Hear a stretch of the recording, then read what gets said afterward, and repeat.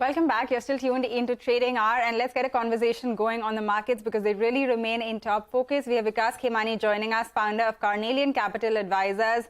Vikas, thanks a lot for joining us. This is Pavitra. You know, we were just talking about the fact that even on a day when the market seems very flat, the sentiment is so positive, right? You have the mid-cap index, which is really outperforming, and you're seeing that overall participation come in across the board. Any new ideas that you would have identified? And I especially want your views on the entire IT space because you have a big 20% weight over there as well. I think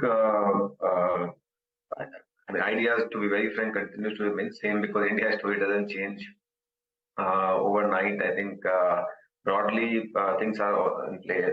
Same themes of manufacturing, banking, Indian economy doing very well, exports are very well in place. And regard to IT, I think there was a huge amount of pessimism which got built by the market, which was definitely not reflected in a big way in the results of the companies. So now I think that sort of correction is happening. IT is likely to remain a very solid sector over next 3 to 5 years. The demand, as the environment in developed economies settle down, demand environment will even further accelerate. Right now, the demand is only for must kind of spend or have to do kind of spend. Development spend will come later, and that I think is about maybe 6-12 months away once the interest rate starts coming down or environment settles down, and then that play will probably accelerate further. But till then, I guess right now this is a correction, recovery of the sort of steep correction which is happening. This manufacturing theme, something you've been bullish on for a long time now, Vikas.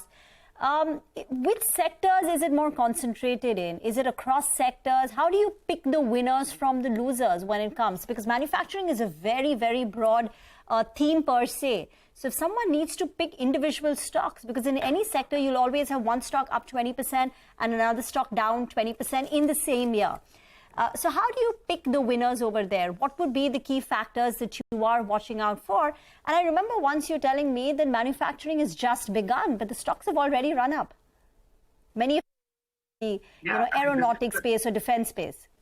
Yes, this is a decadal trend. It's not that we are the only smart guys and others can't figure out. So everybody's figuring out, and as markets are moving up, as more and more people figure out, stocks do well. So there are two things. One is the earning growth, which is going to continue for next 8 to 10 years, as essentially right in the middle of import substitution and export oriented. Whatever falls, they are going to see export accelerated growth over next many years.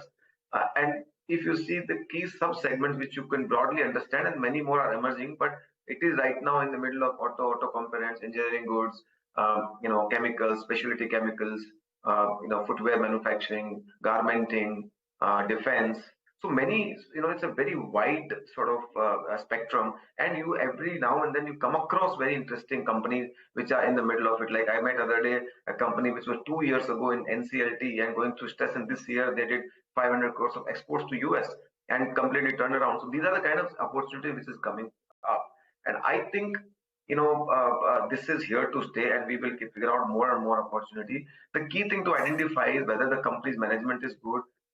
Do they have a specific strength or advantage? Do they have customers? Do they have low-cost manufacturing capability or some technical capability which holds them different than others, and which also gives them sort of advantage to grow further? So it's a combination of usual stuff which you look at, but you got to study whether what this company has special as well as others. And I'm sure there will be many winners. There will be many winners, and there will be many multi-baggers over the next 5-10 years because this theme has just begun. It's like in some sense, I feel what IT was in the mid-90s. So you will see many companies scaling up to become 8x, 10x over next, within these themes and within these sub-segments, and newer sub-segments would come about. Vikas, hi. Good to have you on the show. I just want to get your thoughts on the sector, which is one of the largest in your portfolio. And I'm talking about capital goods and obviously engineering. And you've been sort of giving some insights into that. What this quarter has thrown up is very different trends. I mean, there are giants like ABB and Siemens, and they've done a really great business. Margins have expanded. And then you have someone like L&T, which has been struggling with slightly older orders, and therefore the market's entire sort of focus was on whether the margin profile will improve or not. So if someone's looking to build a portfolio, in this space, capital goods, engineering, manufacturing, then do you think over the next, let's say, year or so, smaller niche players will do better than the larger ones, or should you just stick with the industry titans? How would you define it? So I think it's not either or. So the two kind of companies within capital goods, products companies, and then you call it EPC kind of companies. So companies like L&T falls into the turnkey kind of projects, EPC kind of company, which they straddle across various segments, not only kind of industrials, but housing and across various segment, defense. So very wide kind of field. Then the companies like ABB and Siemens, they are more product sort of oriented companies. Of course, they trade very expensive compared to those kind of things.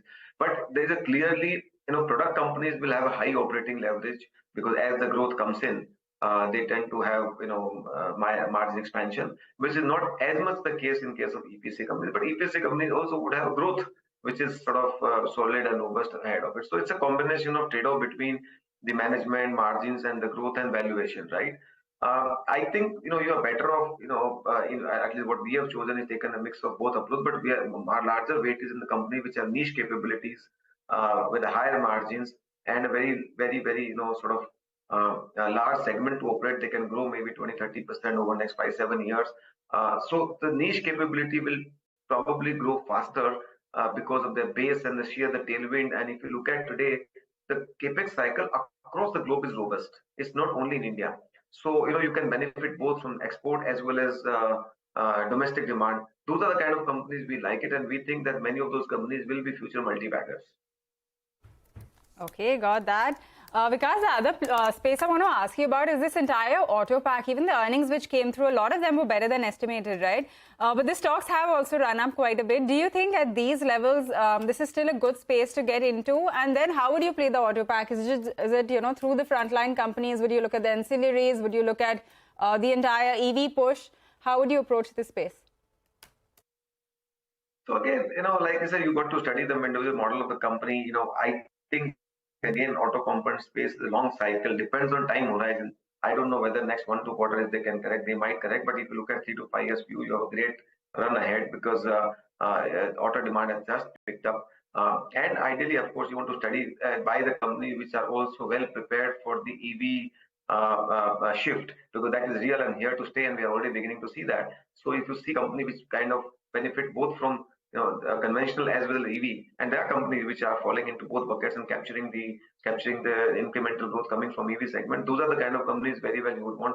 Companies which are focused only on the conventional thing will obviously, if not now, struggle in the future, and to that extent the valuations of those companies will be compromised. So you want the company which are future prepared and future ready. Just one more question. You speak to a lot of foreign investors as well when you run your PMS. We've seen a big inflow from foreign investors in the month of May itself. They've pumped in close to 15,000 crore rupees, and India's underperformance versus its global counterparts has also now been nullified with the recent up move. Do you think the FI tide has truly turned and we're likely to see far more inflows going ahead? Is that something which will continue according to you? Of course, we've been believing in this almost for 6 months now. We wrote a note also on that similarly, that it is not about India's underperformance or outperformance. According to me, the international developed market funds invest towards emerging market, when the interest rates peak out. And when the interest rates are about to, be raised, you see outflow from the emerging market. And that is what we saw over the last 1.5 years. When the Fed started talking about raising rates and tightening, we saw massive outflow from the emerging markets, including India, right? But same thing, we also know that the interest rates have peaked out. Whether you can argue whether 2 months down the line, 3 months down the line, they will start coming down, or 6 months down the line, they might start coming down. So they will come down. And as this trade plays out, whether from peaking to drop in the interest rates, you will see, I would use the word avalanche of cash flows or flows towards emerging market in India specifically, because today there is no market which offers the kind of stability, growth potential of markets as India. It has multiple drivers of growth. So I have a huge conviction and belief that we will see in next 12 to 18 months massive amount of flows. As much as that, probably our markets will be finding hard to absorb, and we will thereby get re-rated. So those who talk about markets being overvalued will be surprised, according to me, because ultimately markets do well based on two things: earnings growth and liquidity. And I think while earning growth is holding up, liquidity will drive the valuation further. And I personally think that we will see a massive amount of flow because interest rates are kind of peaked out, dollar peaked out, and inflation of course is peaked out. So this will be these triple peaks will drive huge amount of flow towards emerging market, India in particular. Okay, got that, Vikas. Thank you very much. Always good listening into your views. Thank you for joining in. And we look forward to our next conversation. Thank you. We'll take a break on that note. On the other side, get you all the key expectations from today's big earnings. And Bharti Airtel is topping that list. Back in just a moment with Bharti.